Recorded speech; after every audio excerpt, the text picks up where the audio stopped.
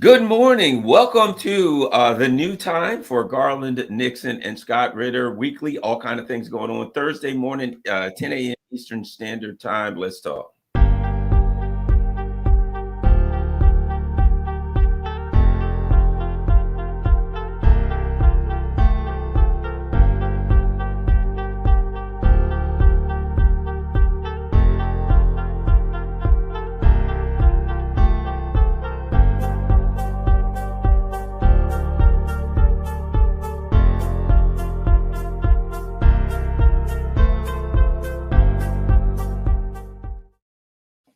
Hello, Garland Nixon here with Scott Ritter. Go to Scott Ritter, just so you know, go to scottritterextra.com. That's scottritterextra.com to find all of Scott's good work. And while you're there, as we always say, it takes a lot to keep the Scott Ritter business going, for all the good work he does, the traveling and all the stuff, the busy stuff he has to do. So make sure when you go to scottritterextra.com that you contribute to the cause. This is on YouTube and Rockfin, ROKFIN.com. You can go to Rockfin. You can become a member at no cost. I do some of my here and there. I do stuff. Scott and I'll do some premium stuff. I do some premium stuff, but you can become a member to get about 99%. All of my stuff is on there. If you can afford to be a member on Rockfin, it's $14.99 a month. If not, just sign up at no charge. Make sure you share everything on your social media platforms. All righty, Scott Ritter, let's start here. Iran. One of the things that's being discussed is this. The U.S. is making an argument. Iran provided weapons, whatever, to Yemen. The Iran-backed militias, therefore, to people who are maybe attacking the U.S., whatever the case. Therefore, the U.S. reserves the right to retaliate to the source, right? The old saying, you go after the puppeteers, not the puppets. Meanwhile, at the exact same time, the U.S. says we provide weapons, we provide targeting, we provide all the money, we provide everything. We got people on the ground, advisors, everything for Ukraine, but we are not parties to the conflict.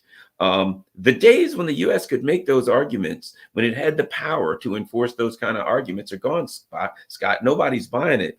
They're talking about attacking Iran, and Iran saying, if you do, it ain't going to be pretty. What do we need to know, Scott Ritter?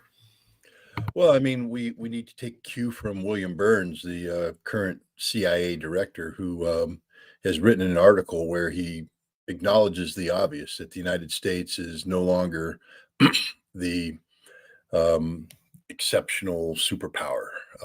We've lost our dominance in the world today. And the world is changing. And the reality is we're only going to get weaker and the rest of the world is going to get stronger. It's there's been indications of this for some time now. The U.S. got a nice head start on the world at the end of the Second World War by emerging with, its homeland intact. Its defense industry fully functional, undamaged, its economy thriving, and all of the tools necessary to expand into the vacuum of collapsing empires. The British Empire, the French Empire, the Dutch Empire. And we did this, and during the Cold War, we reached a sort of stasis, I guess, a bipolar world between us, the expansive U.S., the leaders of the free and democratic world, and the bad guys, the commies, the Russians, the Chinese. But then, gosh, in 1991, fall of the Soviet Union, collapse, boom. China sort of pivots to us. They're becoming part of the West. We've won them over. Those commies are going to become capitalists, and we are the sole remaining superpower. And we crowned ourselves such. We walked away from a duty and responsibility of transferring some responsibility for global order to the United Nations, which, of course, is what the United Nations Charter is all about. Instead, we said, no, we are in charge. It's not the United Nations Charter that determines how the world runs. It's the rules-based international order, which, of course, we wrote for our benefit. And we got away with this, Garland, for 30 years. For 30 years, we got away with being the global hegemon. But during those 30 years, we remained static, or worse, we got weaker because we became overconfident and we became distracted. We forgot that which made us strong wasn't just economic power or military power, but sort of diplomatic power that came from the concept that despite all of our many, many faults, and I'm not going to sit here and pretend that America's perfect, America's faultless, but despite all of our many faults, much of the world looked to us with respect, looked to us for leadership, looked to us to hopefully do the right thing. And we didn't. Every time we came to a test, we failed.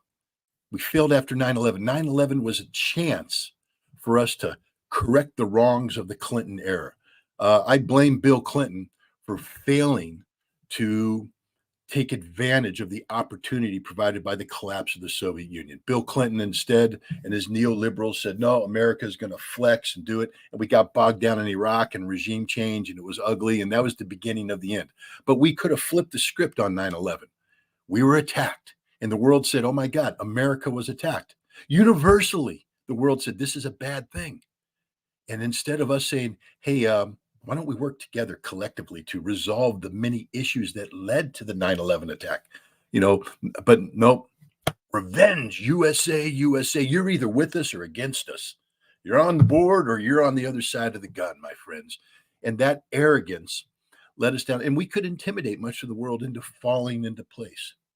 But for the next 20 years, we allowed this conflict to consume us.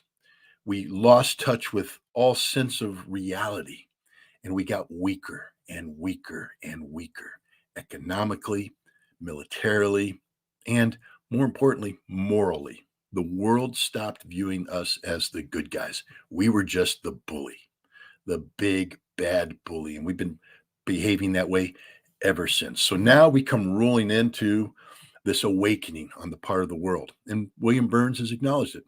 We ain't what we was. We can't do it anymore. I mean, what we've done is in the past, when we rolled into, a global problem, we came like a bowling ball. And what I mean by that is solid on the surface and solid throughout. So when we projected power, we didn't just have the cutting edge out there, but we could back it up with two fists that could come in and pummel the living crap out of you. Because isn't that what deterrence is all about?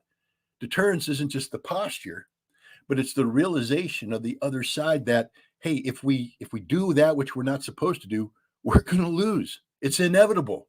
We're going to get pounded. But what the United States has done is replace the bowling ball with a balloon. So we look like we're solid on the front. We project this presence, but it can be punctured at any time. Look at what we have in the Middle East right now. We have a naval presence. That's it, Garland. That's as good as it's going to get. There ain't any more to put out there. We had to withdraw one carrier because it's got to go home and get refit. All our carriers are in port getting refit. We got a couple out there, 12 carriers on the books. We can only pump out 4 at a time. No, we're not as good as. And then those planes don't impress people anymore. The world's been waking up, been looking at America and adjusting to the reality that American military power isn't what it was. We bought into legacy systems like the carrier battle group. We poured a lot of money into the carrier battle group, and the rest of the world went, but it's just a ship. If we hit it with a missile, it sinks. And that's the fact. And we recognize it. General Berger, the former commandant of the Marine Corps, when he came in a couple of years ago, he looked at what the Marine Corps was supposed to do in accordance to the National Security Strategy and the National Defense Strategy. And he said, we can't do this. We signed up to something we can't do. And as the commandant of the Marine Corps, that bothers me because my leadership is expecting me to fulfill certain operational and strategic, requirements. And I can't do it with the force I have. Why? Because we've married to legacy systems like tanks.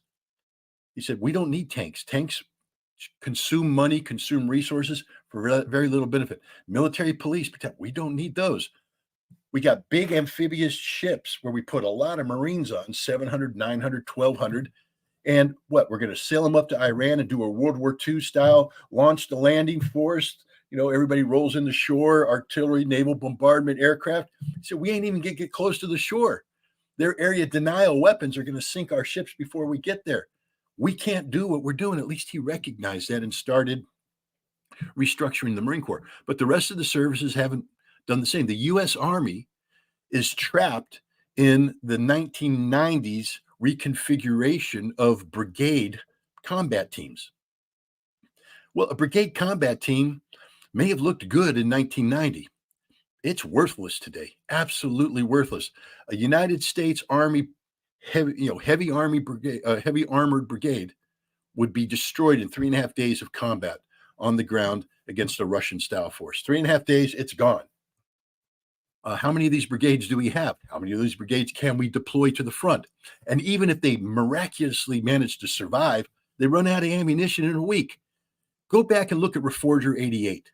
125,000 troops surged in. We got this thing, I forget what they call it, Defender Challenger or something like that. 90,000 troops are talking. It's a joke. It's not 90,000 troops. It's 90,000 people spread out all over the place, none of whom come together in a solid force.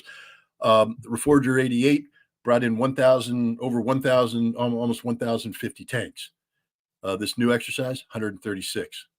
That's all we can do, guys. 136 takes. That's a brigade. That's it. So we're surging in a brigade, an armored brigade. That's all. But look at what they did. Every unit that flew in during Reforger flew into pre-positioned equipment. But there's an important element of that. They didn't just fly into pre-positioned equipment. They flew into existing ammunition depots that were fully stocked with all the ammunition they needed to accomplish their mission.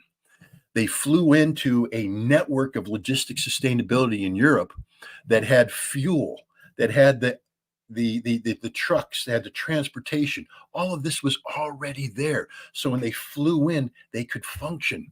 None of that exists today. We got one pre-positioned brigade grouping up in Poland. I think we're building another one, but we don't have the logistics. Where's the ammunition? We don't have any ammo. We can't even build it anymore, produce it. We got nothing. Fuel. We don't have the fuel. It's not there. To do this exercise, they had to allocate budget to buy the fuel and stage the fuel. And when the exercise is over, there ain't no fuel, so they can't transition. Anybody, in the Russians are going, well, they could transition into an offense. Like, no, they can't, because they didn't budget it. They didn't plan it. When the exercise is over, they've depleted all their resources. They've got no fuel. They've got no ammunition. Everybody has to go home. It's a joke. That's the reality of where we are today. So now you're the Iranians. And yes, you've provided the militias with these weapons. We know they have. They all but admit it. I think everybody knows that the drone that struck the Americans in on Syrian soil was an Iranian Shahed drone. There's no reason to deny it. But the hypocrisy to say you're now a party to the conflict because you provided a weapon to a third party who used it against us. What does that make us? I mean, my God, we've provided Ukraine with literally tens of billions of dollars worth of weapons, one of which, a Patriot missile, just shot down an Il-76 transport aircraft and killed 65 Ukrainian prisoners of war, in addition to the crew of 6 and 3 escorts. Doesn't that give Russia every right now to bomb America? The Germans provide, artillery systems, armor systems. The British provide scout missiles. The British provide these drones, these naval Storm Shadows. Storm Shadows, yeah. And the French provide the Scout missile, and these underwater drones apparently sank a Russian ship yesterday in the Black Sea. So does this give Russia the right now to strike British soil?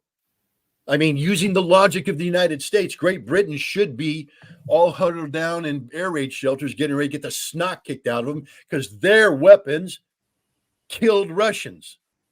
Americans should be hunkering down too, waiting for Sarmat missiles to hit us because, according to Joe Biden's brilliant logic, our Patriot missile shot down a Russian airplane, killing Russian service members.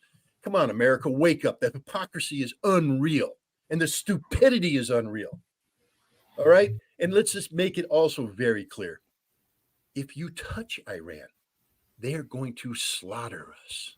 That's the unspoken part here. I know Biden says we don't want to escalate. We don't want a war with Iran, but there's a reason, because we'll lose, and we know we'll lose. We do not have the resources in place capable of initiating a meaningful air campaign, meaning we can drop a couple bombs here, hit them with a couple cruise missiles here and there, but it ain't going to do a dent.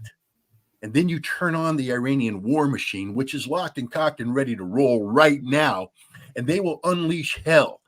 You remember that scene out of The Gladiator where Russell Crowe, unleash hell, and all that crap flies towards the barbarians. Well, that's going to be what's coming out of Iran. Missiles after missiles. These are missiles that we can't intercept, missiles that are very precise. And the Iranians have spent decades pinpointing every location in the Middle East of interest, meaning they will blow us the hell off the map. We have no chance. So for the sake of getting revenge for the deaths of 3 American service members, which is tragic, but they shouldn't have been there. They had no mission. They had no reason to be there. They were literally sitting ducks. So we put them out there, these poor these National Guardsmen from Georgia. They got killed. Dozens got wounded. And now what? We have to avenge them? So we're going to double down on stupid and go out and strike. Understand that we're not going to hit Iran because the Pentagon knows what the consequences are. And the Pentagon knows that when Iran retaliates, we got nothing left. It would take us months, if not years, to assemble forces sufficient to begin the process of initiating a campaign that had a modicum of hope of doing the kind of damage to Iran that could have a deterrent factor. But here's the key part of that. Even if we did all that and mobilized and sent them out there, there is no guarantee of victory. Fact is, it's about 60-40 that we will get beat even after we mobilize. That's the reality of America today. People don't want to get hit by American bombs and cruise missiles, so they adjust their behavior accordingly. But the day that America automatically brought deterrence to the table, simply by being there, rolling the bowling ball in and saying, you want to play, you will pay. And everyone went, yeah, that's solid. We don't want to do that. Now we roll in the balloon and we huff and we puff and they go, boom, boom, boom, boom. Wait a minute. We got a pin. Pop. Now what are you going to do, America? Not a damn thing. And that's the reality.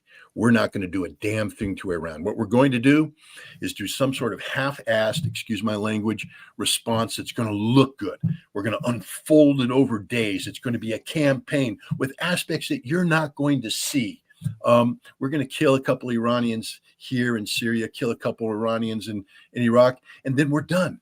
And we're going to say, don't do it again. The militia is going to go, boom, when more missiles fly in, and we just look like fools.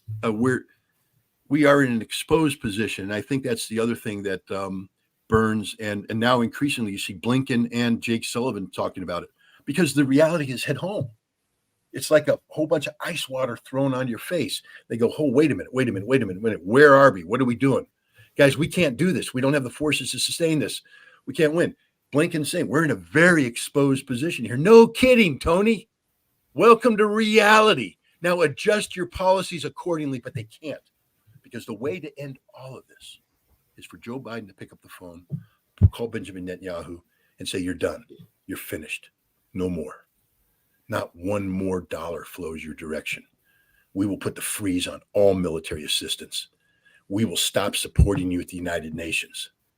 If you want to be condemned by the world is ready to condemn you. The only thing saving you is our veto. And we're going to step aside and let them unload on you, you ignorant son of a bitch. Stop committing genocide in Gaza right now. Stand down to your army. Bring a ceasefire. Bring the humanitarian. It's over, Bibi. You're done. We could end all of this right now. And we'd actually emerge as the heroes, even though we don't deserve it. We'd be the heroes. But we don't have the courage to do that. Why? Because Israel has bought the United States Congress, the United States presidency, the United States political establishment. They own us. And so they control us. And we are unable to do the one thing that needs to be done. Now let me ask you this, something I noticed. Shortly after the Ukraine conflict, I recall reading, and I'm seeing they're putting satellites in the air. They're putting satellites in the air. They're putting more satellites in the air, right? Every so often you'll see another satellite goes in the air, right? Iran, about a week and a half ago, put like 3 satellites in the air, right? And I thought to myself, Well, that sure as hell ain't Iraq you're looking at, because Iraq wasn't putting satellites in the air. And when you're dealing with somebody who's starting to put satellites, recently, North Korea, they went, the leader went, met with Putin. Then they take him over to Roscosmos Space Center. He looks around, he goes home, boom, they got satellites in the air, right? I'm not saying that Russia helped them, but who knows? Just who knows? Here's my point. Because you would know this. Iran has to say right now we've got the highest chance that we've had in a long time that we'll be attacked by the US. And as you say, we got to be locked and loaded. Week and a half ago, they put 3 satellites in the air. What is the purpose? If you think you're going to be attacked, if you think you're on the verge of somebody coming after you, what do you put the satellites in the air? What are their purpose? What's going on there? Well, also remember, you don't go from A to Z when it comes to satellite technology.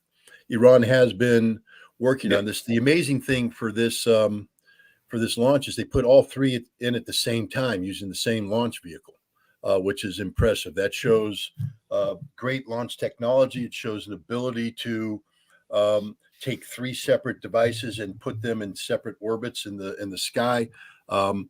That's technology that translates into, and this is where people get to be worried about re-entry vehicles and the ability to position yourself and stuff like this. But satellites isn't just about launching; it's about collecting, refining, your the technology of collection. What works on the ground doesn't necessarily work in space. And so I would imagine that the Iranians have put out at a minimum, some sort of rudimentary imaging satellite. Today with today's technology, the satellite probably has more than sufficient resolution to be used for very precise targeting and intelligence collection. I would imagine that they would be looking for some sort of radar technology for all weather imaging capability. That's an important part of what goes on today. There's cloud coverage. There's nighttime. So if you have purely, daylight dependent electro optics, you lose a lot of collection. But if you have radar, you can collect 24/7. It's that the resolution isn't as good, but it's sufficient to track movement, to track changes, and things of that nature. And then I would imagine that they'd be looking at signals intelligence. They'd be looking at a way to capture signals of interest. Now, the interesting thing here is that, they aren't going to be totally dependent upon this. The one thing that the Iranians also have going for them is they have very advanced drone capabilities, and they've been using these drones to collect imagery, to collect SIGINT. They have very effective ground-based signals intelligence capabilities. And so what this means is that they can actually become very focused on what they want these satellites to do. These don't have to be the big, American equivalents, KH-11, KH-12 giant school bus sized satellites. These can be smaller, more focused satellites that, fill a gap in the existing collections. Remember, Iran's operating from its home turf. Mm-hmm. So they have a lot of intelligence collection capability inherent with their human intelligence networks. They're insinuated everywhere in the Middle East. Their embassies and other fronts have the ability to collect signals intelligence, and their drones are collecting imagery as well. So they don't need to have comprehensive coverage like we need, for instance. So they can be much more tailored, much more focused. But I still think that, they may be at, H, but they're not at Z yet. So these satellites up there are more of a technology test bed than the deployment of genuine capacity. That's my assessment. Again, I can't say for certain. Okay. Okay. Now let me ask you this. There's an article. Let's look at this and get your thoughts on it. It's freaking a lot of people out. U.S. troops told to prepare for war in Gaza. The U.S. Air Force personnel in Iraq have been ordered to remain on standby in case of on-ground U.S. involvement in the Israel-Hamas war. Is that, in your opinion, because I've been seeing people have been sending me that, in your opinion, is that propaganda? Is it fluff? What are your thoughts on that? Well, first of all, we're talking about U.S. Air Force personnel. So it's not like we're deploying ground combat troops. The only exception to that would be if these were, special tactics soldiers, the air commandos that go in and do, combat control and things of that nature. But there's no reason for to do that. Israel, you're not going to be operating off of unimproved airfields or remote airfields. If you're going into Israel, Israel has an existing infrastructure. So what I would imagine is that this would be related to a surge in logistics. This is what the U.S. does. We're not going to put a division on the ground, or that's stupid. We don't train with the Israelis like that. We would actually weaken them further by complicating command and control and logistics. Remember, putting troops on the ground is just the beginning, Garland. They eat. You got to get food to them. Either you bring the food in or you contract with an Israeli vendor, and that Israeli vendor may be able to generate that food of sufficient quality and sufficient quantity on time, on target, or else no. Ammunition has to be brought in. Spare parts, maintenance. If you're going to deploy equipment into theater, that means that now we have to build up a depot capability inside Israel with maintenance facilities, etc. So no, I don't think we're sending troops to Israel at all. I think what this could be is that what we're saying is that if Israel does get involved in a shooting war with Hezbollah or an armed conflict with Iran, if this thing expanded that way, that you need to be prepared to execute Operation Order, Alpha Bravo 007. And that means that, on command, the Expeditionary Logistics Sustainability Squadron will deploy to, Tel Aviv and establish a forward presence capable of surging in X, Y, and Z. You need to be able to establish a warehousing of X number of cubic meters that, that order will go out. Now, these orders are issued all the time, especially in times of crisis. So it's possible that when the Pentagon began saying, well, Mr. President, here's your options. Option A, do nothing. Option B, limited strike. Option C, more expanded strike. Option D, blow the hell out of Iran. And people went, let's look at options, B, C, and D. Well, now you're looking at it. And now the Pentagon goes, they're looking at it. And if they execute, if they give an execute order in 3 days, we need to be ready. So, hey, let's issue an alert and get a warning order out there. Let's get these units prepared to implement this plan.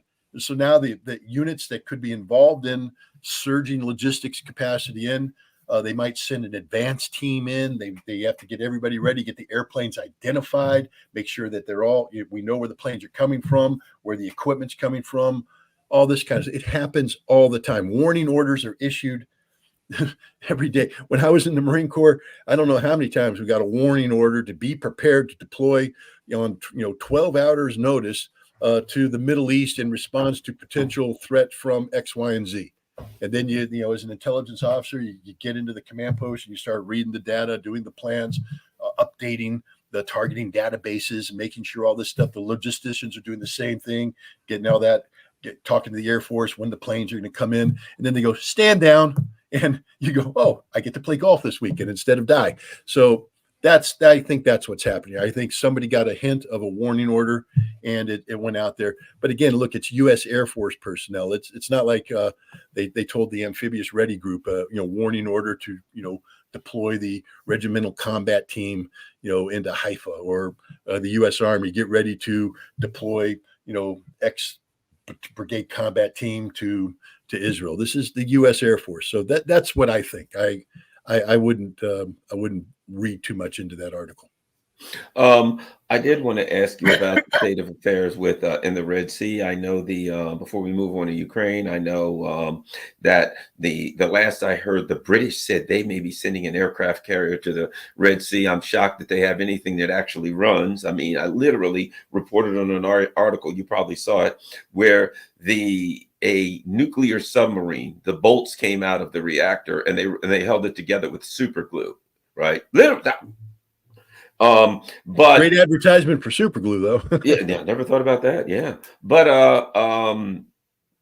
I hear there's another fight in the Red Sea. The Houthis are saying they hit a container ship. They're saying they hit the USS specifically. They hit the USS Gravely. I don't know if that's true, but it sounds to me like, okay, we know that Israel's desperate when it comes to bringing things into their, I tell everybody, my dad was a longshoreman. I know everything comes in by ship. If your ports are shut down, your shelves get empty in a hurry, right?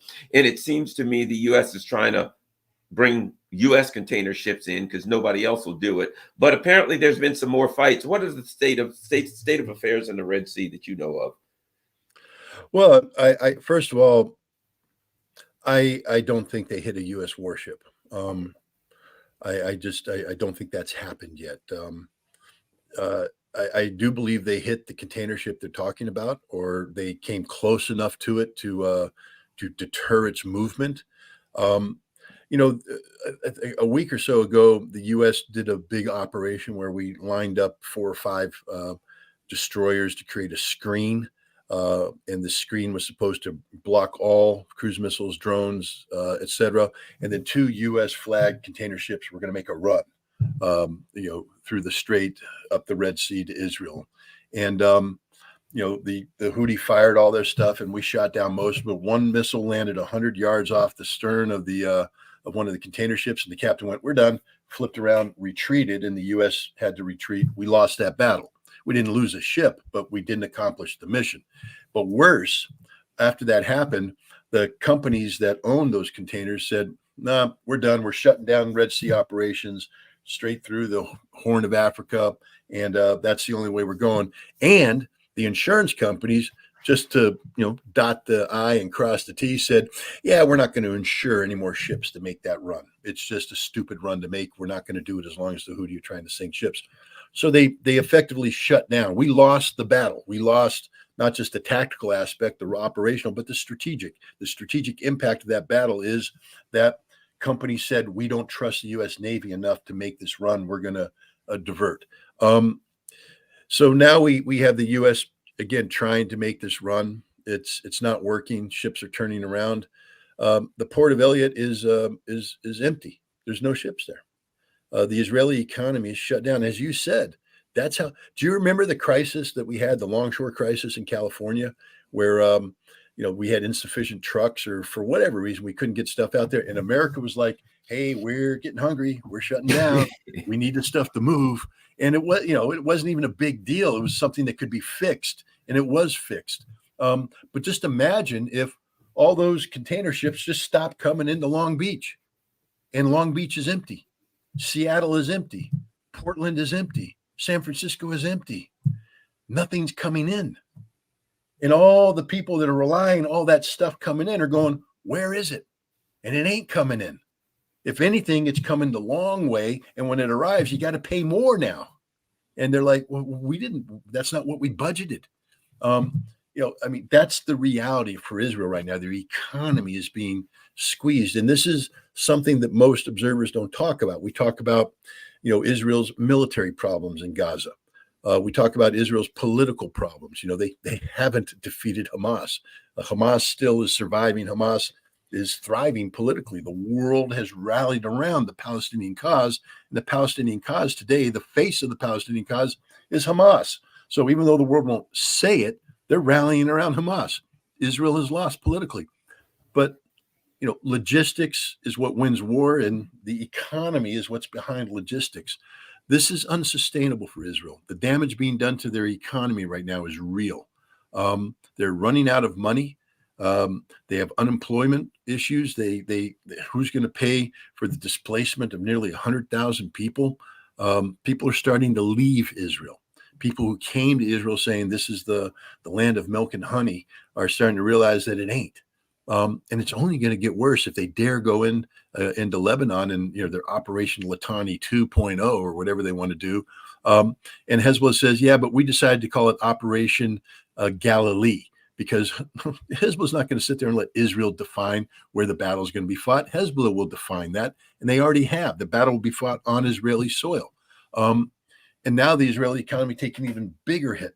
It's unsustainable. unsustainable. This is what's going on. This is why it's important. And here's the big takeaway, because if and it's Europe's paying a price too as well. The European economy, already teetering on the brink of collapse, is absorbing tens of billions, hundreds of billions of dollars of economic loss because of what's going on.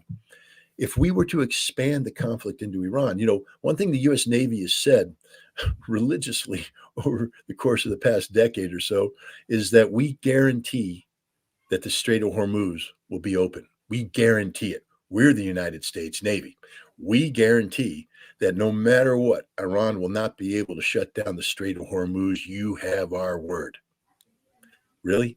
I think what the Houthi have proven is that the U.S. Navy can't guarantee anything. And that if Iran decides to shut down the Strait of Hormuz, that's game, set, match. Because as much economic damage is being done by shutting down the Bab el-Mandeb, if they shut down the Strait of Hormuz, that will strangle the lifeblood of the global economy. That is the flow of oil out of the Middle East. Oil prices will go through the roof. The European economy will collapse. The American economy will take a huge hit. This is the big takeaway about what's going in the Red Sea, that the U.S. can't guarantee anything. It's not just this. How about those South China strategic sea lines of communication that we say are so essential to the world? We can't guarantee those too. If there were ever a global conflict, what the United States has shown is that all the transits, North Atlantic transit, South China transit, every transit will be shut down, denied to us. And we are, one of our strengths are we're this continent surrounded by two big oceans. And we've always said we are a seagoing power, baby. Our Navy guarantees the flow of commerce to our Navy can't guarantee squat. Our Navy can't guarantee squat. And if there is a global conflict, the American people better get ready for empty shelves. You can mock Russia all they want, but this past summer, Russia published a new foreign policy paper. And one of the key elements of Russian foreign policy is the notion of self-sufficiency, meaning that no matter what happens in the world, Russia will be able to take care of Russia with its own resources. America can't do that. We can't take care of anything with our own resources. Hell, we've sent all our heavy industry abroad. We have this artificial economy that's totally dependent upon infusions of goods and wealth from abroad, goods and wealth that are generated by and protected by the rules-based international order that the world is rejecting. The other thing that's happening this week is 5 new nations in BRICS: Saudi Arabia, Iran, the United Arab Emirates, right there in the head of the Middle East. You think they want to play America's game of injecting chaos and anarchy into the region? No, they're all about stability. And they're joining a forum that's about engendering stability. We're seeing a tipping point. America is not becoming just weaker. We're becoming irrelevant. We used to call ourselves, what was that? The exceptional nation. And then with the indispensable nation. The world can't live without us. You got to have us. And Russia and BRICS and China are saying, no, you're irrelevant. We don't care about you anymore. We'd like to be friends with you. It'd be nice, but we don't need you. And increasingly, we don't want you. That's the reality. What's happening on the battlefield right now in Ukraine? I imagine they are starting to experience a paucity of ammunition, to say the least. And I see, Avdiivka and all of these other places starting to crumble bit by bit. And, we've talked about it for long, the way the Russians fight, exhausting your enemy, this slow train coming, like an avalanche rolling downhill, snapping trees on the way down. Look, what's happening on the battlefield? Well, back when this special military operation started, people asked me what I viewed the correlation of forces were. And I said, look, I think Ukraine has about 700,000 troops. And then Russia's trying to do a lot with 200,000 troops. And that normally, you remember this, Gar, we had this conversation. I said, normally you want a 3-to-1 correlation in your favor, and Russia's initiating offensive operations with a 1-to-3 disadvantage. And everybody went, no, Ukraine doesn't have that many troops. And I'm like, yes, they do. When you count the regular forces, the border guards, the territorial forces, they had around 700,000. And the reason why I bring this up is that, Ukraine has, by estimates, lost between 400,000, 500,000 men, probably dead, and easily double that number in wounded. Let's call it 1.4 million casualties. Now, they've also gone through like 5 or 6 mobilizations. And so it was interesting that Zelensky gave a figure the other day. He said, we got about 880,000 men in uniform today. That's 180,000 more than what they started the war with. And most people are going, well, wait a minute. That's not a collapsed army. That's not a defeated army. Well, it's just a number, guys. The 700,000 that they had at the beginning of the special military operation were well trained, well equipped, well led, operating, with a combat cohesiveness. And what Russia has done is get involved in this meat grinder operation, grinding them down. And so this well-trained, well-led, well-equipped force got ground down. Then they mobilized, equipped them, trained them, ground down. They mobilized more, equipped. And the numbers have to expand because the war there's a very long frontage and it's become a fully staffed frontage. So you can't have gaps. So they need more numbers to maintain this combat cohesiveness. But even though their numbers are up, the quality of the troops is diminished severely. The quality of the equipment is diminished. They don't have sustainability. They don't have the ammunition. They don't have the fuel. The nature of the conflict has changed dramatically from what it was in 2022. The artillery war. When this war started, that people still operating under gun lines or the lazy W. Bringing in your 6 to 8 howitzers on the field and boom, boom, boom, boom, boom.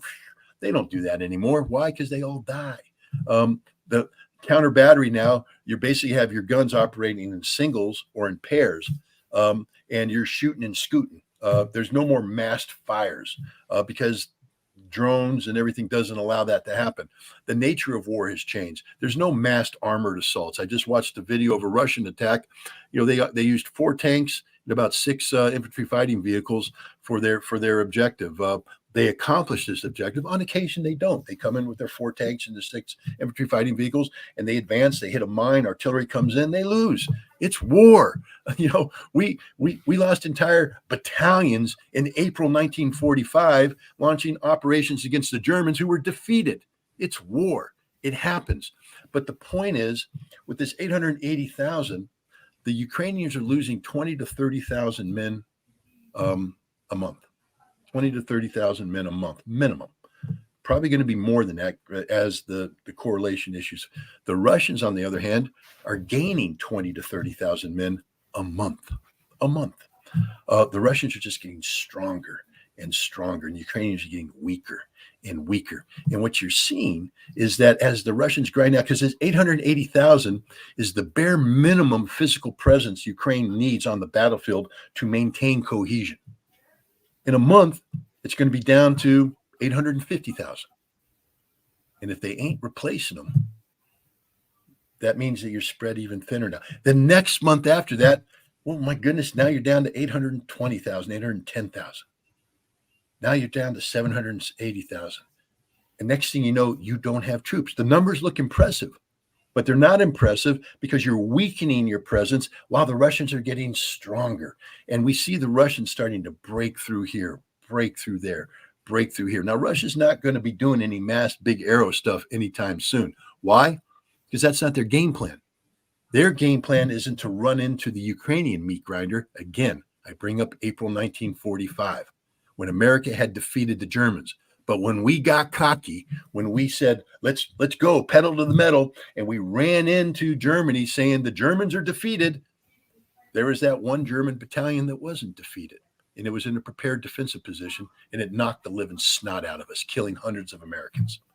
So Russia doesn't want to give Ukraine that opportunity. They're not going to come running in, hey, diddle, diddle, straight up the middle, and bam, bam, bam, have the remaining Javelins and the remaining Caesars and the remaining M777s come in and rain death and destruction down on them. What Russia's going to do is continue the game that they've been playing, which is to grind the Ukrainians down, to just grind them down, and then bit by bit bite off a chunk of territory, forcing the Ukrainians to deploy reserves that they don't have, which means they're pulling them out of the line. We talked about this. This is what is happening. As the Russians advance, the Ukrainians have to take troops because there's nobody left.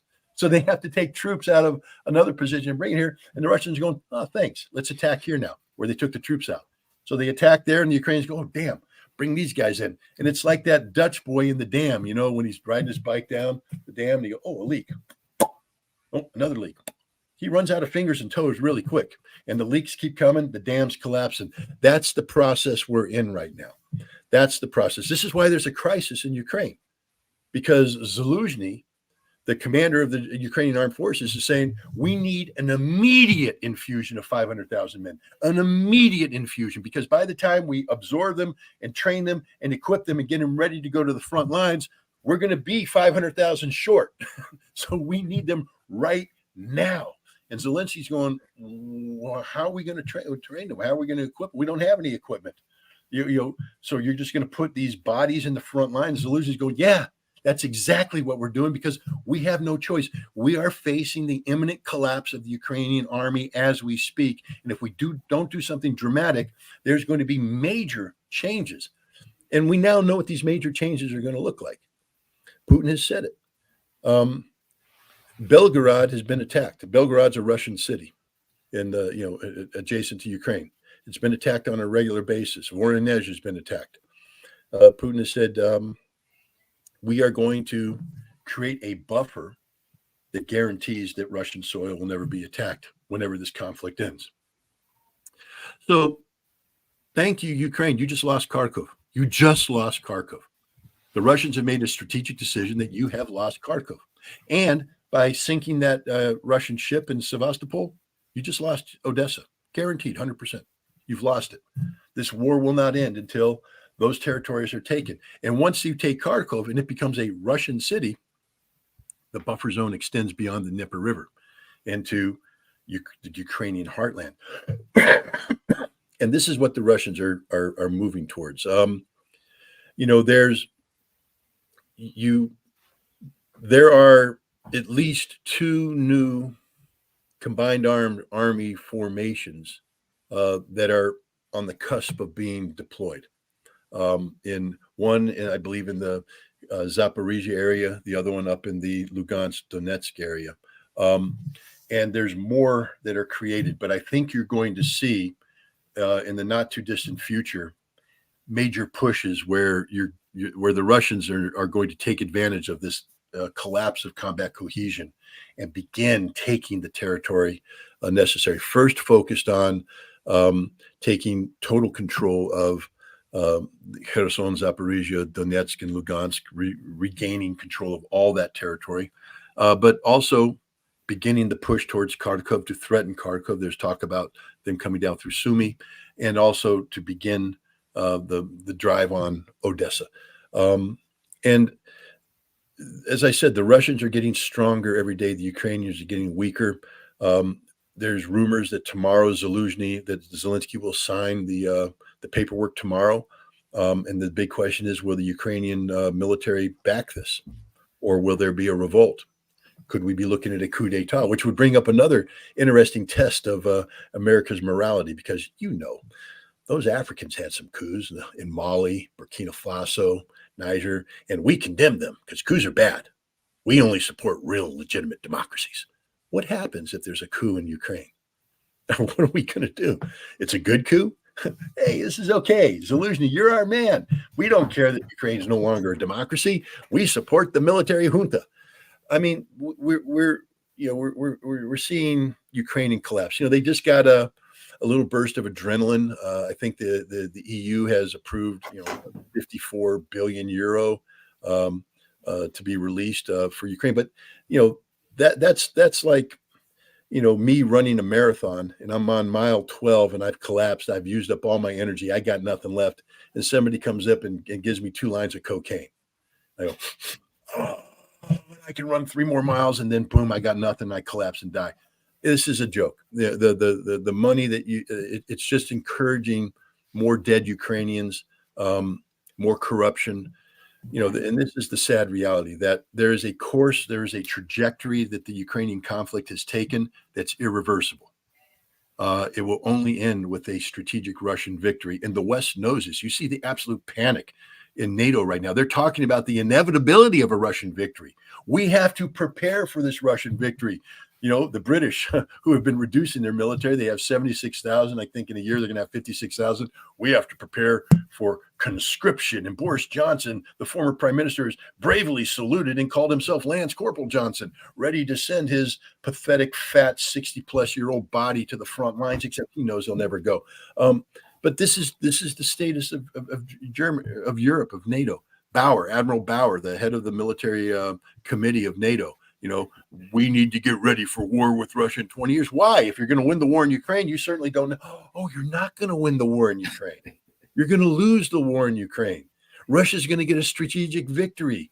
Poland's starting to wonder what the hell the signs are going to look like on the border, because they're going to have to change them from the Ukrainian language to the Russian language. This is the reality that the world's facing. So it doesn't matter what the U.S. Congress does in terms of, freeing up money and everything. You're putting money into a broken system.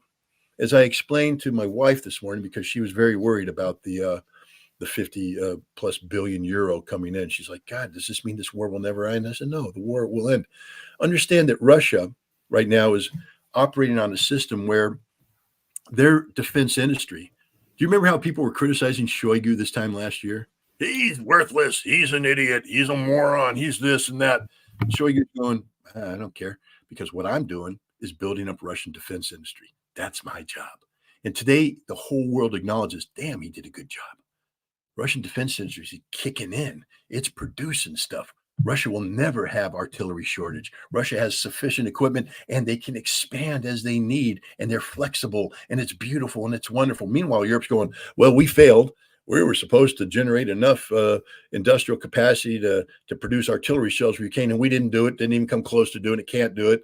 And we can't produce tanks, and we can't produce airplanes. We can't produce anything. We've promised Ukraine artillery systems, but we said we're going to give you 54, but we can only produce 18, and those are going to other nations. Europe has failed. So even 50 billion euros doesn't change any of that reality. It's not like these are magic euros where you spend them now and things magically happen. All those bottlenecks, those economic bottlenecks. No, I've got some magic euros from this new infusion of money, and suddenly everything works. It doesn't work that way. Europe is dysfunctional. America is dysfunctional when it comes to Ukraine. Ukraine is collapsing, and Russia, meanwhile, is chugging ahead on all cylinders. The International Monetary Fund recently did a reassessment of global economies, and they said, we didn't expect this, but Russia's not just growing, but they're growing at a faster rate than we expected. No kidding. That's what happens when you have competent leadership. Meanwhile, Europe is collapsing at a rate greater than what we expected. Yeah, that's what happens when you have incompetent leadership. This is the reality that we're facing today. I recall when there was a discussion about the Afghanistan debacle, trying to get out of Afghanistan, and it was an absolute disaster, which we needed to leave, but I would have thought you could do better than that. But okay. And then this Ukraine started, and a lot of people said, oh boy, this is going to be a far bigger debacle. Now you've got the Middle East. Oh, don't even need to bring that up, how bad that is. So then I read the U.S. is sending 2 aircraft carrier groups to the Asia Pacific to deter China. Now we can't deter the Houthis in the Red Sea. They don't have an air force. They don't have a navy. They got a few missiles and drones. We can't deter them. They shoot every day. We bomb them, and then they yawn and shoot some more. And we're now going to, my understanding is the U.S. can build about 5 Navy ships a year, and China builds 200. So knowing that we're threatening them, I cannot even fathom the amount of missiles, the amount of ammunition, the amount of things that China has built defensively. And Russia and China both seem to be kind of looking at the Iran model, shall we say, of empowering its allies when it comes to North Korea. And I think when it comes to technology, when it comes to a lot of this stuff, I mean, the Russians, it's clear what's happening with North Korea with them. The Chinese just a week ago had a delegation in North Korea. It seems to me they're looking at it saying, if we get attacked, we got this front, this front, this front, North Korea, what have you, and they're setting things up in case they get attacked defensively. Your thoughts on the situation, God knows, with all the other disasters in the Pacific region? It was interesting that China has appointed a new minister of defense. The last one got removed for, I believe, some allegations of corruption. Apparently, China cleaned house, and they went through and they found all the guys that were enriching themselves in the defense ministry, and they've literally cleaned house. Hundreds, if not thousands, of people arrested. And when China arrests you for corruption, it's usually a short walk to a park and a bullet in the back of the head. They don't play games. So bad news for the corrupt people, good news for China, because now they have people who appear to be serious about the business of securing China. But he just had a meeting with Shoigu, I believe yesterday or the day before, where he stated straight up that China has looked at Russia and Ukraine, and we fully back Russia and all of its objectives in Ukraine. Now, this doesn't mean that China is unleashing the Chinese military to go fight in Ukraine and all this, but what it does mean is that China will cooperate with Russia economically to continue to ensure that the Russian economy doesn't become weaker because of this conflict, but becomes stronger, or at least continues to sustain itself. And it also means that China will cooperate with Russia from a military technology standpoint, because diplomacy isn't, one thing I learned about diplomacy, for it to work, there ain't no such thing as a one-way street sign. So right. if the Chinese, the Minister of Defense is up there saying, Russia, we're with you, buddy. We got your back on Ukraine. Your goals are our goals. We're with you. And Shoigu's going, and you know that we got your back in the Pacific. Your goals are our goals. We're with you 100%. He didn't have to say it. It's just assumed. It's happening as we speak. China didn't go to North Korea in a vacuum. They went to North Korea because Russia has made the decision. It's something I've been telling people in certain circles that I said, you do understand that North Korea has been liberated. Sanctions will never again affect North Korea. Well, North Korea is not a member of BRICS, and they're never going to join BRICS. Well, it doesn't matter. It doesn't matter, because Russia's a member of BRICS. China's a member of BRICS. And what flows through Russia and China because of BRICS will end up in North Korea. So North Korea is, to quote the famous Joe Biden, ipso facto, a member of, he used that term a lot when he was chastising me in the Senate back in 98, ipso facto. But North Korea is a member of BRICS, and they're going to benefit from this, and the Shanghai Cooperation Organization. The containment of North Korea is over. And the important thing about opening up with North Korea, it means that China and Russia have basically said, yeah, you got a nuclear arsenal. Good for you. We'd like you not to use it, but we understand why you have it, and we support it. And why not? The United States is reintroducing nuclear weapons into the United Kingdom. We withdrew them at 2008 because we said, well, we don't need them anymore. Well, now we're putting them back in. Why? Apparently Russia's a threat. And what Russia did, Lavrov came out and made a very important statement. It's been ignored in the West. Maybe people are listening, but they aren't acknowledging it. But he said, the day when we view, nuclear weapons in the NATO context as American weapons and British weapons and French weapons is over. If all nuclear weapons are NATO weapons, and if you are a NATO nation and you are part of the nuclear infrastructure, understand that we will treat you accordingly. So he just told Great Britain, we're going to blow you off the face of the earth if there's ever a conflict, because you've turned yourself into a nuclear target. France too. You're done, France. You're finished. Any notion that, well, France is above it all. We have our own independent nuclear force, but we are above it all. No, If there's a conflict, if the Poles or the Lithuanians or the Latvians or the Estonians decide that they want to punch above their grade and start a shooting match with Russia, France is done, finished. You will be annihilated by Russian nuclear weapons that are better than anything you could ever produce. They're better than anything we have in America by orders of magnitude. We're in a race right now to rebuild a ground-based ICBM, the Sentinel. But as I warned when it first came out, I said straight up, I said, guys, this isn't a $100 billion program. This isn't a $200 billion program. This isn't a $300 billion program. This is $1 trillion program. All you have to do is look at the precedent set with other large military procurement activities of this nature. The F-35 comes to mind, but so does, if you remember, there was the big artillery system that we tried to build back in the 90s, self-propelled artillery system. We canceled it because it just became too expensive and too stupid. Well, the very first review of the Sentinels, how it's progressing, found it to be 24% over budget. Now, according to the law, if it's over, I think 12%, it's automatic congressional review. It's 24% over. So Congress has to shut it down. Well, gosh, doesn't that just extend it? Now, the way the defense industry works is they've hired people and created systems, and they're moving forward on, this schedule of work. And now Congress is going to shut it down mandatory, and they're going to go, but that costs us money. We got to pay people. We've got infrastructure because we're not doing this for you, America. We don't exist to make weapons that make you safer. We exist to make money, profit for our shareholders. That's all the U.S. defense industry cares about.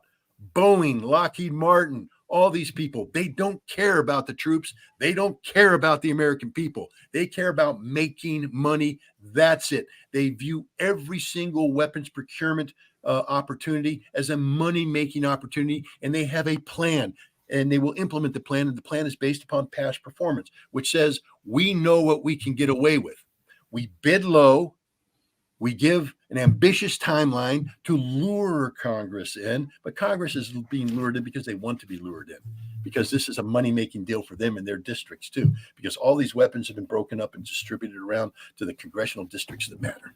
And so they buy into this, and then the game begins. Oh, it's going to cost us more. Oh, the material costs were there. Oh, we didn't know about this supply bottleneck. Oh, we didn't know about this. And Congress is going, shame on you. We're going to have to convene. Here's more money. And they go, oh, thank you. Oh, it's going to take a little bit more time. Well, here's more money. Oh, it's going to cost a little bit more. Here's more money. And then people start saying, well, Congress, why are you doing it? And Congress says, well, we've invested too much. It's too big to fail. We have to continue down this path because the security of America depends on horse manure. The most secure thing you could do for America is to eliminate the ground-based ICBM. It only exists for one reason.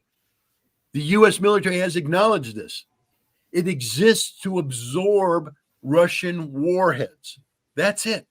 So we're building this $1 trillion boondoggle to drill new holes in the ground and put new missiles in the ground that will never be used in war. They exist only to absorb Russian missiles. That's it. That's dumber than dirt. But this is the reality. The U.S. is flat ass broke. We don't have a system that works. And we're not going to recover from this. We are getting weaker day by day. But here's the good news, Garland. Here's the good news. It has nothing to do with us because we're too stupid. We're not diplomatically clever enough. There was an election in Taiwan, January 13th. Now, on the surface, people say, Scott, but that election was bad because the Democratic Progressive Party, the incumbent party, which is very pro-independence and pro-America, they won the presidency. I said, yeah, they did, didn't they? By 40% of the population. That means 60% of the Taiwanese said, we're not buying into that nonsense. And it wasn't just a presidential election was held. It was a parliamentarian election that was held. And the DPP, which used to have a majority of 62 seats, is down to 51 seats. The Kuomintang, the opposition, got 52 seats. And the TPP, the third opposition party, got, I believe, 8 seats. And when you take the Kuomintang seats and the TPP seats, they now have a parliamentarian majority, a functioning parliamentary, a governing majority. And their goals and objectives are not to promote war with China or independence of Taiwan. They've said their number one legislative agenda is to renew a trade pact that had been inked back in 2013, but shut down in 2015-16 when the Kuomintang lost the presidential election. The DPP came in and closed it. But this is a trade pact that seeks to improve the economic relations between Taiwan and mainland China, to make peace possible, to bring them closer together. That's the legislative agenda. And so Taiwan now has its hands tied, and it will continue to have its hands tied for the next 4 years, which means everybody was going, there's going to be war next week, me included. I mean, I was scared to death. Oh, yeah. Yeah. I'm looking at it right now going, I ain't scared so much anymore, because Taiwan has tied itself up into a ball, and there's nothing America can do to untie that string, that ball string. It's knotted up. And so there's not going to be a war with China in the next 4 years, because 60% of the Taiwanese people don't want it.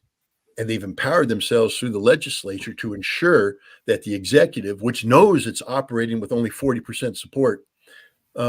So I think we can actually take a deep sigh of relief. The biggest problem in the Pacific is no longer Taiwan.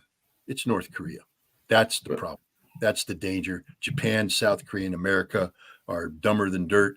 But the good news is that China and Russia have eliminated all pretense that North Korea can be pressured, because that's our whole goal, to pressure them economically, to create barriers and all that. And Russia went, no. Come on, pal. Kim Jong-un, you're our new best friend. And China went, hey, us too. I mean, I don't know. In Guardians of the Galaxy, where there's a great scene in the last movie where Quinn, Star-Lord, my hero, talks about Rocket Raccoon. He said, my best friend. And the big guy goes, you mean your second best friend? I'm your best friend. And I felt like that's like China with the Taiwanese relation, where Russia's going, and my new best friend, North Korea. And they go, no, you mean your second best friend? I'm your best friend. But China and Russia are both saying, we love North Korea now. And like I said, with BRICS, Russia being the head of BRICS in October, you're going to have 10 nations come together and talk about further expansion in the city of Kazan. I think the North Korea problem is also solving itself, because the U.S., South Korea, and Japan are going to have to realize that there's nothing they can do. And eventually South Korea and Japan are going to look at the U.S. and say, you don't bring deterrence for squat. Your deterrence is going to get us destroyed. So maybe we need to start looking at a new way of dealing with North Korea. And I just think you're seeing, again, we come back full circle to William Byrd's, where we started. There's a wide acknowledgement in the United States that we're not the power that we used to be, or that we think we are today. And we're going to have to make critical adjustments to this new reality. And you see Tony Blinken and Jake Sullivan starting to wake up to this reality, not just in the Middle East, but in Europe, in Asia, everywhere. So I think, we talked about this transition, but we've talked about it vaguely in terms of, notions and such. We're starting to able to put actual factual points on the map and say, this is a critical moment. This is a moment of revelation. This is a moment of transition. This is a moment of awareness. And America is becoming aware that it can't be what it used to be, and it's going to have to start being something else. I'll say this, what I've been reading about North Korea, two things. Number one, the Russians are experience a dearth of their economy is growing so fast that they're having trouble having enough workers. And it appears to me that they're going to supplement that with North Korean workers. I'm reading lots of stuff where the Russians are saying, yeah, we can bring some North Koreans in here to work here in this industry. And the North Koreans are like, great. It appears to me that what's happened with North Korea is this. They're stabilizing their military abilities to a point where they can say, look, don't mess with us. We won't mess with you. We can hit back if need to. We ain't fighting you. You don't fight us. And that what North Korea is saying now is, and this is what's going on around the world. I'm reading now, there's like 40 countries saying, can we get into BRICS next year? Venezuela, can we get into, me next, me, please, I'm in line. So you got this line begging Russia and China to get into BRICS. Okay. That North Korea now is doing what's happening in the world. This. Stabilize our military. Now let's build our economy. That North Korea is now saying, hey, we've been under sanctions for a long time. Russia, China, you need workers, you need this. We can sell you this, we can buy you this. That they're saying we've got the military to defend ourselves, to keep the dogs off. Now we can actually start to do something economically. And it seems to me, with all these countries lighting up into BRICS, that a lot of countries that, because of US sanctions or whatever before, are all starting to say, Africa. All of these African countries are now saying we're getting out of ECOWAS. That's the West crap. Burkina Faso. I just read the other day, Burkina Faso said, yeah, we just received a large shipment of missiles to defend ourselves. And I thought, wonder where that could have come from. But they said, now Russia's building us a nuclear power plant. That all of these countries are starting to say, there's an economic opening. And that's what people really want. The everyday person wants a job. And the leader of the country knows, if I give everyday people a job, a roof over their head, some electricity, running water, man, they're going to keep me in power. Everybody's going to be happy. And it seems that the world's diverting towards China, Russia, etc., saying, let's build our economic strength all over the place. Scott, we'll go in a few minutes, but your thoughts on that before we go. Well, we had a conversation about the failure of American deterrence, that basically we don't have effective deterrence anymore, conventional based deterrence. The world doesn't fear an American retaliation. North Korea has established effective deterrence. It's nuclear based, and they've basically put Japan, South Korea, and the United States on notice that if you want to fight, yeah, you may kill us, but we're going to kill you. It's mutually assured destruction. And that's just the way it is. And I'm crazy enough to do it. It's like that thing out of Zoolander. I'm crazy, man, loco. So they're there. But I'll make the following prediction. As the West is wont to do, take a satellite imagery of North Korea at night right now. And you know the picture I'm talking about, where South Korea is all lit up, Japan's lit up, China's lit up, Vladivostok's lit up. In North Korea, you got this tiny pinprick of light that's Pyongyang, and the rest of the nation is dark. Take that same picture 5 years from now. I'm going to make the following prediction. North Korea is going to be alighted. It's going to be full of light because, as you rightfully said, they've done what they need to do to stabilize the situation militarily. They have achieved strategic deterrence against the forces that were seeking to bring them down. They have also won a strategic victory on the global stage by aligning themselves with this new BRICS movement with Russia and China, two of the critical players in BRICS, and they're going to reap the benefit. They are developing mutually beneficial relationships with Russia, with China, for employment, for income generation. And this income is going to come in, and you're going to see Kim Jong-un. And if you've been listening to his speeches over the years, his number one priority was never, ever, ever about building nuclear weapons and threatening the world. He was saying, and he admitted it. It was a very rare speech a couple of years ago where he said, I have failed you. My job is to make your life better, and I'm failing you. And we have to find a new direction.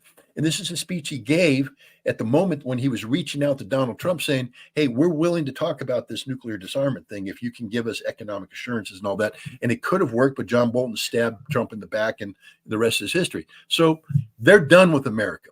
Joe Biden screwed it up because even after Trump left, Kim Jong-un was like at the relay race holding out his hand saying, hey, if you just pass me that, pick up that baton that Trump dropped, hand it to me. We can finish this race. We can do this. Biden ignored it. Total failure of policy. So now North Korea has established nuclear strategic deterrence. And now they've opened up relations with Russia. The West has become irrelevant. That's the important term here. BRICS makes the West irrelevant. And North Korea is going to invest. Kim Jong-un is going to fulfill the promise he made to his people to make their lives better. And there's going to be an economic revolution, a revitalization. And I would place a lot of money on the following, that when you take that snapshot of North Korea 5 years from now, it's going to be lit up as much as South Korea, because that's the future of North Korea. Economic development, economic well-being, raising the quality of life, food sufficiency now because of established relationships with Russia and China. It's a game-changing moment in history. But we're seeing it. You brought up, Mali, Burkina Faso, and Niger. They've just withdrawn from ECOWAS. What is ECOWAS? ECOWAS, established in 1975, was basically a mechanism, a post-colonial control mechanism imposed by the three colonial powers of the region: France, England, and Portugal, on their former colonies. And it was a system designed, as France Afrique, the French system so boldly said, it allowed them to continue to have economic, political, and military control over the region, to run their economies. Well, these three major Sahel states said, stick it in your ear. They're part of France Afrique, and they're done with France. They're now becoming Russia Afrique, because the Russians, again, everybody ignores them. For all you people out there that said, I don't speak Putin, stick it in your ear. Fatal mistake. I told people, pay attention to what's going on in St. Petersburg last year. Pay attention to the St. Petersburg International Economic Forum. Pay attention to the Russian Africa Summit. No, it's just Russia being Russia. Garbage. Russia's dominating the African continent as we speak, from a security standpoint, from an economic standpoint, from a geopolitical standpoint. Russian troops, it's not just Russian weapons. Burkina Faso said Russian troops will soon arrive on the soil of Burkina Faso. We have a Russian military presence in Niger, and we have a Russian military presence in Mali. It's a game-changing moment in Africa that's taking place. And the beauty of it is, this isn't the Russian colonizers coming in. Right. This is Russia being invited in. Russia working as a genuine partner. In the West, I just despise. I hope my colleagues aren't listening and don't take this too personally, but I despise it whenever I raise something and the response is, well, I mean, but Russia's not really that good, are they? I mean, in Mali, Russia's committed horrible atrocities, human rights violations. I mean, the Malian people could never really rally around Russia. Russia's kicking ass, guys. Russia actually went in and recaptured a provincial capital that France had yielded to the rebels as an effort to weaken the area structurally, to allow the insurgency to thrive, to make France more relevant. This is why Niger and Mali kicked them the hell out, because France wasn't there to help them. They were there to hinder them. You know who's there to help them? Russia. Stop ignoring Russia, West, and start paying attention to Russia. It's time the West put Russia in focus. Because if you don't know what Russia's doing, they're going to continue to checkmate you all across the board. And I'm not talking about trying to position the West to defeat Russia. I'm trying to position the West to coexist with Russia, because Russia doesn't play the zero-sum game. There's enough room on the international map for other people to benefit from good relations. But the key is to have a willingness to engage in good relations with the Russians. And you can't do that if you've allowed yourself to be wrapped up in a cocoon of Russophobia. Okay, and the West is captured by Russophobia. We have to penetrate that. We have to get in there, re-educate an entire generation of economic and political thinkers, of the journalists who cover this story. If you're a journalist and you cover international geopolitics and you're ignoring Russia, you're wrong. You're wrong, and you will never get the story right. And maybe someday your clients will wake up and say, well, you haven't gotten anything right yet, and we've lost hundreds of billions of dollars believing the nonsense you've shoved down our throat. Make yourselves relevant.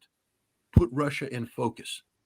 And in doing so, you empower yourself with knowledge and information to make right decisions and right predictions. Because I'll tell you what, the Russians have had the West in focus for many, many decades. They've outguessed us, outthought us, they outpredict us, because they haven't ignored us. They haven't become ignorant about us. They've learned about us, and they've made the right decisions. We need to start making the right decisions about Russia as well. Scott Ritter. Everybody go to scottritterextra.com. Make sure you keep up with all the Scott's good work. When you're there, make sure you donate to try to, help keep Scott continue to be able to do the things that traveling needs to do, the equipment and the computer and all the stuff he needs to do to keep going. He needs donations to do that. So go to scottritterextra.com and make sure you do everything you can to support Scott's good work. Also, as you can see, all the information's across the bottom is good, except for Twitter. I'm not on Twitter anymore. But at any rate, Patreon, PayPal, Buy Me a Coffee, all that stuff's available, whatever you can do. Thanks a lot. We're out.